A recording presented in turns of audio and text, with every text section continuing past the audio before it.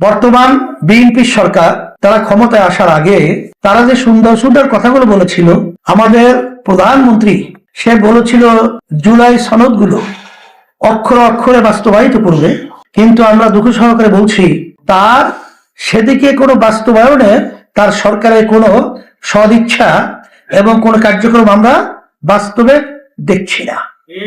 আমরা আপনাদেরকে স্মরণ করায় দিচ্ছি যে আপনারা যে জাতির কাছে কমিটমেন্ট করেছিলেন সেই অনুযায়ী আপনারা রাষ্ট্র পরিচালনা করবেন।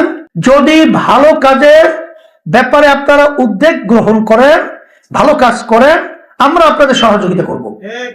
কারণ আপনাদের দলের মহাসচিব সহ আমাদের অফিসে এসে তারা কিন্তু পরিষ্কারভাবে ওয়াদা করেছিল যে তারা শরিয়া বিরোধী কোনো আইন পাশ করবে না। যে শরিয়া মানে ইসলামী নীতি আদর্শ ছাড়া কখনোই দুনিয়ার ইতিহাসে শান্তি আসে নাই, কখনোই শান্তি আসতে পারে না। আমি বিরোধী দলকে বলবো যে আপনাদেরকে মানুষ, বাংলাদেশের জনগণ ভোট দিয়েছে, আপনাদেরকে দেশের মানুষের ইসলামের কল্যাণের জন্য আলোচনা করার জন্য, পদক্ষেপ গ্রহণ করার জন্য, সেখানে ওয়াশিং মেশিন চাওয়ার জন্য আপনাদেরকে সংসদে পাঠানো হয় নাই। কিন্তু আমি ধন্যবাদ জানাই আমাদের একজন সম্মানিত সংসদ সদস্য রয়েছেন, সে কিন্তু ইসলামের পক্ষে, দেশের কল্যাণের পক্ষে, শরিয়ার বিপক্ষে যে পদক্ষেপগুলো ওখানে আলোচনায় নিয়ে আসা হয়েছে বা পদক্ষেপ গ্রহণ করা হয়েছে তার প্রতিবাদে তিনি সুন্দর কথা বলেছেন। এই জন্য ইসলামী আন্দোলন বাংলাদেশ আমির পক্ষ থেকে আমাদের সম্মানিত সংসদ সদস্যকে ধন্যবাদ জানাচ্ছি। শুকরিয়া আদায় করতেছি মহান রব্বুল আলমিনের দরবারে। আজকে ইসলামী আন্দোলন বাংলাদেশের সর্বোচ্চ ফোরাম মজলিসে শুরার বৈঠক সকাল 11টা থেকে শুরু হয়ে অদ্যাবধি পর্যন্ত চলছে। অনেক গুরুত্বপূর্ণ আলোচনা হয়েছে। বিশেষ করে আমাদের ইসলামী আন্দোলন বাংলাদেশ যে লক্ষ্য উদ্দেশ্য তৃণমূল ব্যক্তি পর্যায় পর্যন্ত বাস্তবায়নের লক্ষ্যে কাজের সুবিধার জন্য আমরা বিভিন্ন সেক্টরে বিন্যস্ত দায়িত্ব পালন করার চেষ্টা করি। এর ভিতরে একটা হলো আমাদের প্রেসিডিয়াম সদস্য, যেটাকে মজলিসে সাদারাত বলা হয়। এরপরে সম্মানিত উপদেষ্টা রয়েছেন, এরপরে মজলিসে আমেলা, কার্যনির্বাহী পরিষদ। এইভাবে আমাদের কার্যক্রমগুলো সর্বত্র বাস্তবায়নের জন্য আমরা কাজ করে থাকি। এখনো নিয়ম অনুযায়ী আমাদের ইসলামী আন্দোলন বাংলাদেশের কমিটির মেয়াদ থাকে 2 বছর। 2 বছর আমার যে বিগত দিনে কমিটি গঠন হয়েছিল বিভিন্ন ক্ষেত্রে, আমরা সামনে যেহেতু আমাদের স্থানীয় নির্বাচন আসছে, জাতীয় একটা নির্বাচন গেল, কাজের গতিকে বাড়াবার জন্য আমরা সম্মানিত মজলিসে সাদারত সহ উপদেষ্টা এবং মজলিসে আমেলার সাথে পরামর্শ ভিত্তিক আমরা সিদ্ধান্ত নিয়েছি যে আমাদের মজলিসে আমেলা সহ সাদাত সহ অন্যান্য যে আপনার উপদেষ্টা রয়েছে তাদেরকে নতুন ভাবে আমরা ঢেলে সাজাবার জন্য একটা সিদ্ধান্ত গ্রহণ হয়েছিল। সেই সিদ্ধান্ত অনুযায়ী প্রথম অধিবেশনে আমরা মজলিসে সাদারাত এবং উপদেষ্টা কমিটি আর মজলিসে আমেলার বিশেষ করে নতুন মহাসচিব হিসাবে আমরা আপনাদের মতামতের ভিত্তিতে ঘোষণা করেছিলাম। পরবর্তীতে আমরা মজলিসে আমেলার পূর্ণাঙ্গ কমিটি আল্লাহ কবুল করলে ঘোষণা করব। এর ধারাবাহিকতায় জেলাগুলো নিয়মতান্ত্রিক ভাবে ওইভাবে কার্যক্রম বাস্তবায়ন হবে। এখন কথা হলো, আমরা যে কার্যক্রমগুলো পরিচালনা করছি ইসলামী আন্দোলন বাংলাদেশ, তার মূল লক্ষ্য উদ্দেশ্যটা কি? বিশেষ করে আমাদের সাংবাদিক বন্ধুরা রয়েছেন, আপনাদের মাধ্যমে আমরা জাতিকে জানাতে চাই এইভাবে যে আল্লাহ রাব্বুল আলামিন আমাদেরকে সৃষ্টি করেছেন এবং দুনিয়ার ভিতরে ব্যক্তি থেকে শুরু করে রাষ্ট্রীয় পর্যায়ে কিভাবে আমরা চললে চালালে ব্যক্তি থেকে শুরু করে রাষ্ট্রীয় পর্যায়ে সর্বত্র শান্তি একটা বাতাস বইবে বা শান্তি বাস্তবায়িত হবে, এটা সৃষ্টিকর্তাই ভালো জানেন। আমরা তার বাস্তবতা দেখেছি বাংলাদেশের ভিতরে স্বাধীনতার পরে 54 বছর পর্যন্ত 5ই আগস্ট 2024 অভ্যুত্থানের আগ পর্যন্ত যারা দেশ পরিচালনা করেছে যে নীতি আদর্শ নিয়ে, সেই নীতি আদর্শের মাধ্যমে আমরা বারবার পেয়েছি খুন, গুম, আমরা পেয়েছি সন্ত্রাস, আমরা পেয়েছি লক্ষ লক্ষ পরিবারকে মিথ্যা কেসের মাধ্যমে তাদের সংসারকে ধ্বংস করা। আমাদের গরিব দুঃখী মেহনতি মানুষ কষ্ট ক্লেশ করে টাকা উপার্জন করে, সেই টাকা সরকারি ফান্ডে জমা হয়। তারা ক্ষমতার চেয়ারে বসে এই টাকাগুলো বিদেশে পাচার করে বেগমপাড়া তৈরি করে আরো অনেক অনেক ইতিহাস আমাদের বাংলাদেশে, যেটা আপনাদের সামনে পরিষ্কার। আমরা যে দেশে শতকরা 92 জনের মতো মুসলমান বসবাস করি, সেই দেশের মধ্যে নীতি আদর্শ ইসলাম যদি বাস্তবায়িত হয়, আমরা আগের যুগের ইতিহাসগুলো যদি পড়ি, যেখানে ইসলাম নীতি আদর্শ বাস্তবায়িত ছিল, সেখানে শুধু মানুষ নয়, একটা পিপিলিকা পর্যন্ত সে স্বাধীনভাবে বসবাস করার পরিবেশ তৈরি হয়েছিল, পরিবেশ পেয়েছিল। আর বর্তমানে যে নীতি আদর্শের মাধ্যমে দেশ পরিচালিত হচ্ছে, এর মাধ্যমে পিপিলিকা তো দূরের কথা, আশরাফুল মাখলুকাত মানুষ পর্যন্ত তাদের জানমালের নিরাপত্তার নিশ্চয়তা কিঞ্চিত নাই। এই লক্ষ্যেই অভ্যুত্থান হয়েছিল, এদের স্বাধীন হয়েছিল। আপনারা জানেন 71 স্বাধীন হয়েছিল। আমাদের স্লোগান কি ছিল? সাম্য, মানবিক মর্যাদা, ন্যায় বিচার প্রতিষ্ঠা। কিন্তু স্বার্থান্বেষী মহল তারা ক্ষমতার আসেনি বসে, তারা এই তিনটার পরিবর্তে আমাদেরকে দিয়েছে শুধু কষ্ট, খুন, গুম, টাকা পাচার, ঘুষ, দুর্নীতি, মিথ্যা, মানুষকে পরিবারকে ধ্বংস করা মিথ্যা মামলার মাধ্যমে। এটাই আমরা পেয়েছি। এই জন্য আমরা পরিষ্কার বলছি যে শরিয়া মানে ইসলামী নীতি আদর্শ ছাড়া কখনোই দুনিয়ার ইতিহাসে শান্তি আসে নাই, কখনোই শান্তি আসতে পারে না।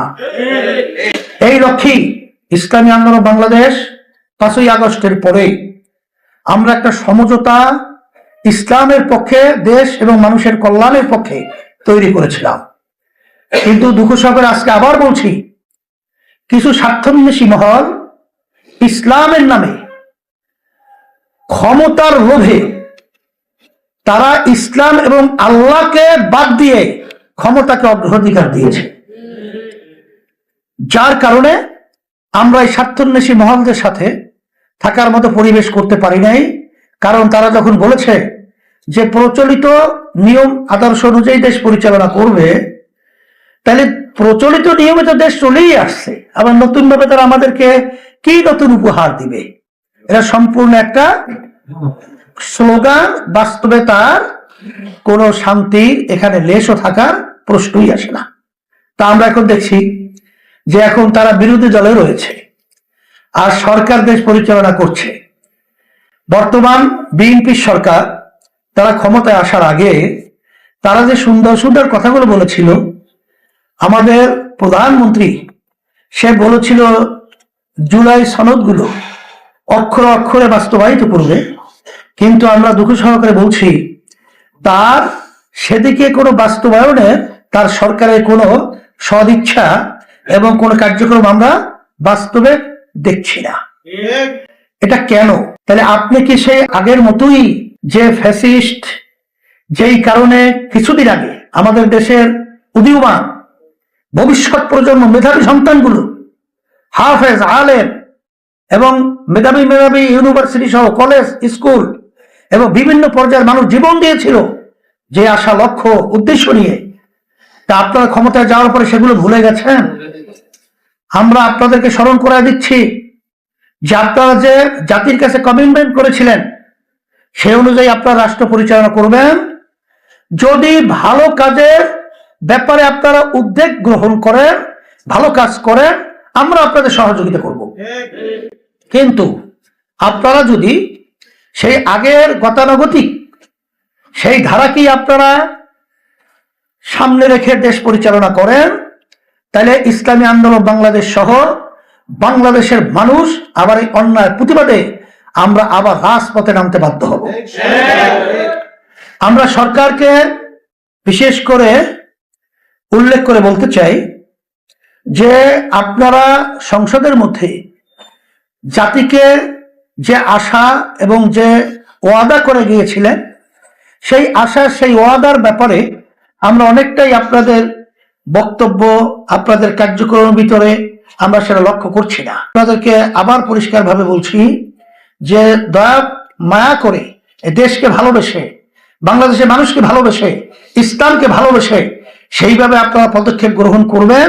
কারণ আপনাদের দলের মহাসচিব সহ আমাদের অফিসে এসে তারা কিন্তু পরিষ্কারভাবে ওয়াদা করেছিল যে তারা শরিয়া বিরোধী কোনো আইন পাশ করবে না। সেই দিকে আপনারা গুরুত্ব সহকারে সেটা বাস্তবায়ন করবেন। এরপরে জুলাই সনদের ব্যাপারে আমরা আবার বলছি, সেটাকে আপনারা বাস্তবায়নের ব্যাপারে আপনারা সদয় উদ্যোগ গ্রহণ করে আপনারা বাস্তবায়িত করার জন্য আপনারা পদক্ষেপ গ্রহণ করবেন। আর বিরোধী দল যারা রয়েছেন, আপনারা তো নির্বাচনের আগে অনেক সুন্দর সুন্দর কথা বলেছেন, কিন্তু আপনারা বলেছেন, এটা আমাদেরও দোষ না, আপনারা তো বলেছেন যে আপনারা ইসলাম অনুযায়ী দেশ চালাবেন না, কিন্তু বিভিন্ন সময় ইসলামের কথা একটু বলেন বিধায় বলছি। আপনারা সংসদে যাওয়ার পরে ইসলামের পক্ষে তো উল্লেখযোগ্য কোনো ভূমিকা আপনাদের বক্তব্যের মাধ্যমে আমরা পাই নাই।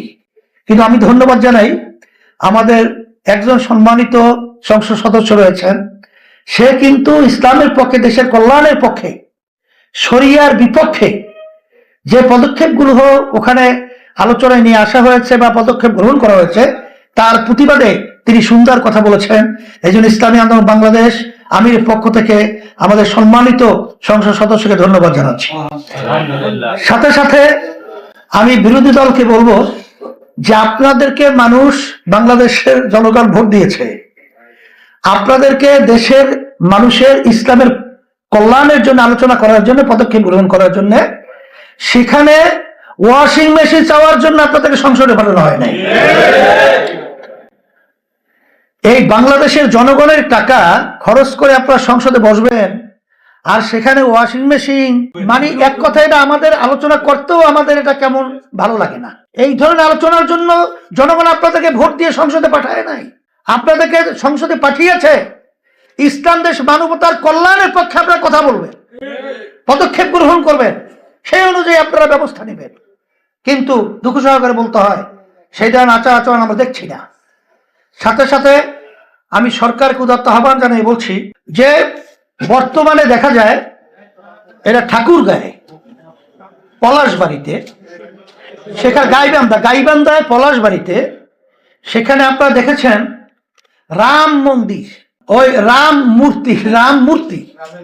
রামের মূর্তি, যেটা ভারত সহ এশিয়া মহাদেশের ভিতরে নাকি সবচেয়ে বড় আকারে তৈরি করার জন্য অনেকে স্বার্থান্বেষী মহল এই দেশের ভিতরে বিশৃঙ্খলা তৈরি করার জন্য মন্দির থাকবে হিন্দুদের নীতিমালা বইপত্রে সর্বত্র মন্দিরের মধ্যে, কিন্তু সেই মূর্তি বাহিরে কেন? নিশ্চয়ই এর ভিতরে কঠিন কোনো বড় কালো ষড়যন্ত্র রয়েছে। আমরা পরিষ্কার সরকারকে বলবো, আপনারা যদি এ ব্যাপারে কোনো ভালো পদক্ষেপ গ্রহণ করতে ব্যর্থ হন, আমরা বাংলাদেশের ইমানদার এবং এই দেশপ্রেমী যারা রয়েছি, আমরা এর প্রতিবাদে আমরা রাজপথে নামতে বাধ্য হব।